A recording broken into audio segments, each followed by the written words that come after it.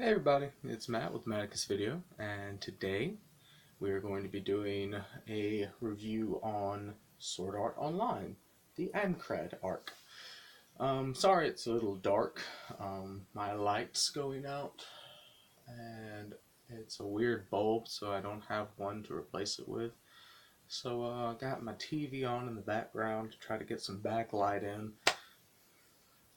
Do what you gotta do. But anyway, so Sword Art Online is an anime. It has several different medias it's based off of and has things spurred off of it and whatnot. Um, I'm going to say it's based off the manga and light novels. Um, anyway, Sword Art Online is an anime about um, a gamer named whose screen name is Kirito, and he gets one of the like 200 copies of Sword Art Online, which is a virtual reality MMO, VR MMO. Now, if you don't know what an MMO is, it's a massively multiplayer online game, such as World of Warcraft or Guild Wars or, those style. I'm sure you've heard of those. So it's that, but it's virtual reality. You're actually in the game. And it's a new technology, so only a few people got the game. Well, he gets in there and plays. He was a beta tester. He plays around in it. He helps out a guy named Klein figure out, how to play the game and so forth, so on. And so, just a tutorial phase, essentially, if you've played a game. Every game comes with a tutorial phase. Well, that was this. Well, they try to log out. They couldn't. So they go back to the starting area, see what's up.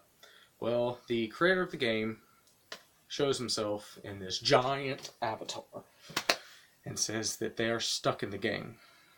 That if they die in the game, they die in real life. The virtual reality helmet that they have will fry their brain if they die in game, and if somebody tries to take it off, they'll do the same thing. So they are stuck here, and the only way to get out of the game is to beat it. And there's 100 floors that you have to beat the game. If you've played an MMO, you understand that rating you're going to die once. They can't afford that. So it's a show about, what would happen in this scenario.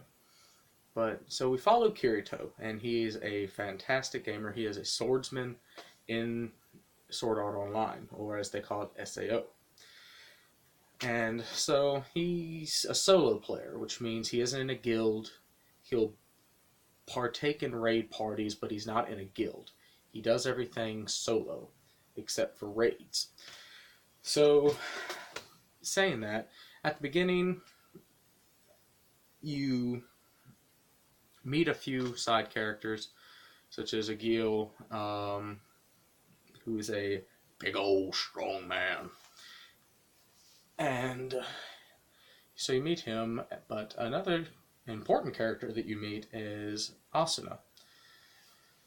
This is her first time playing any type of game like this. She is a newbie to the extreme.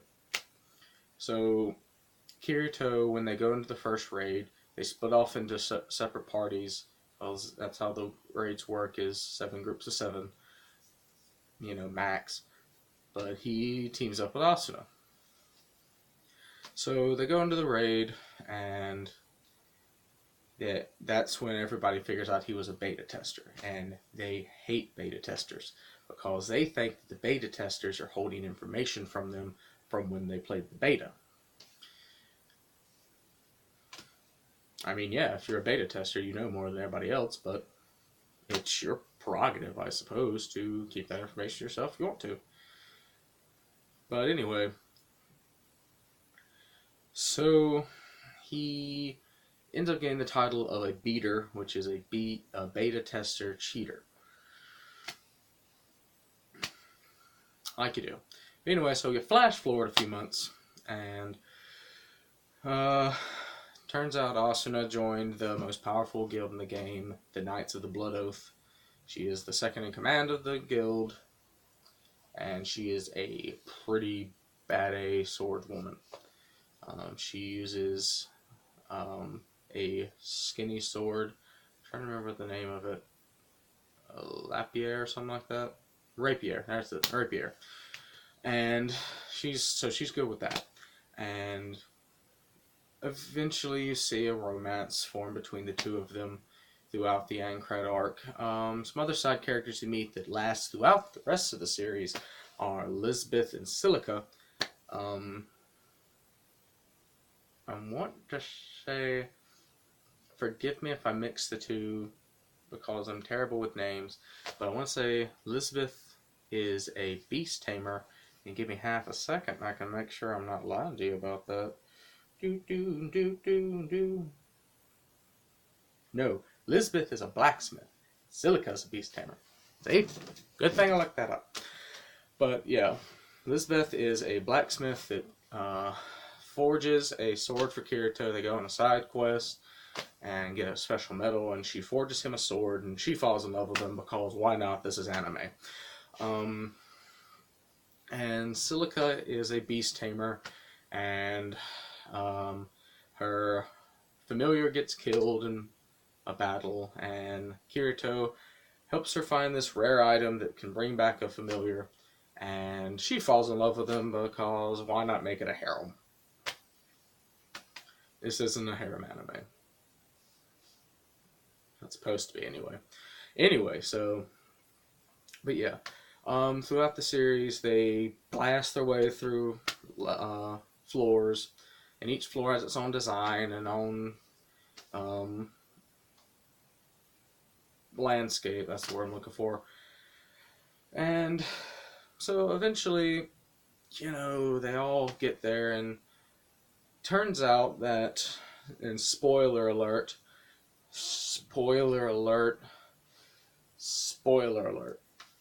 if I could put things in the screen, I would.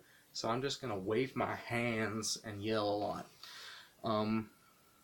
Turns out that the leader of the Knights of the Blood Oath, Heathcliff, is the game designer. And I could not remember his name to save my life, and I'm not going to go about the time to find the name.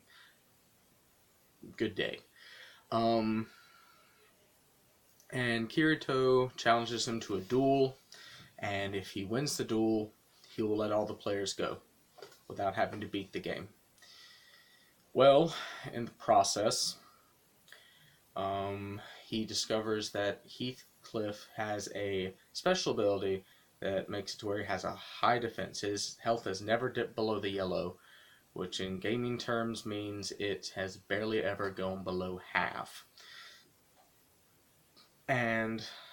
But Kirito also has a special ability. He can dual wield swords. He's the only one in the game that can dual wield. And that's why he got Elizabeth to make his other sword. He has a black sword and a blue sword. But, so they duel, and Heathcliff gets the better of him and goes to kill him. Asuna, after being paralyzed, breaks free of paralysis, that's the word I'm looking for, and she instead gets killed. And, well, Kirito goes very distraught because at this point they have gotten married in game. They have a daughter named Yui, who is part of the game structure. She's a fun character. She lasts throughout the series too. But anyway, so Kirito... Stop dimming lights. Meh.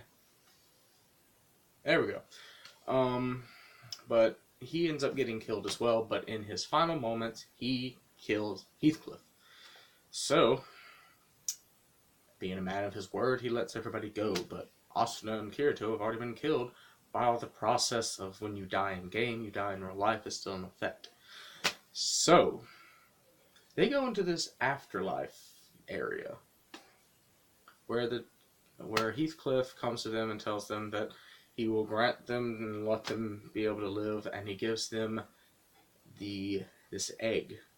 And this egg has the ability to make virtual worlds, unlimited amounts of them. Yeah. So, and so Kirito wakes up,